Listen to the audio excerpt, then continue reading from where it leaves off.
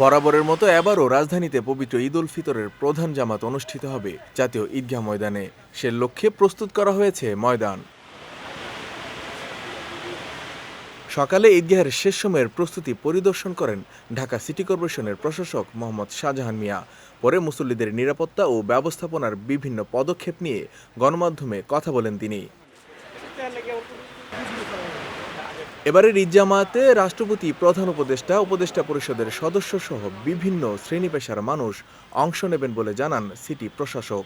মোট ৩৫,০০০ মুসল্লি এতে নামাজ আদায় করতে পারবেন জানিয়ে তিনি বলেন, সে লক্ষ্যে সকল প্রস্তুতি সম্পন্ন হয়েছে। আমরা আশা করছি মহামান্য রাষ্ট্রপতি, মাননীয় প্রধান উপদেষ্টা মহোদয় দুজনই জাতীয় ঈদগাহ ময়দানে ঈদের জামাতে অংশগ্রহণ করবেন। এটি আমাদের ঈদ আনন্দেরই বহুগুণে বাড়িয়ে দেবে। আমাদের এই ঈদগাহে প্রায় ৩৫,০০০ মুসল্লি ঈদের নামাজ আদায় করতে পারবেন, সেরকম প্রস্তুতি আমাদের আছে। ঈদ জামায়াতকে ঘিরে বিশেষ নিরাপত্তা ব্যবস্থা নেওয়া হয়েছে উল্লেখ করে শাহজাহান মিয়া বলেন, ঈদে পুলিশ, র্যাব ও অন্যান্য আইনশৃঙ্খলা বাহিনীর সার্বক্ষণিক দায়িত্ব পালন করবে। সার্বিক নিরাপত্তা নিশ্চিত করতে পুলিশ, র্যাব এবং অন্যান্য আইনশৃঙ্খলা বাহিনীর মোতায়েন থাকবে।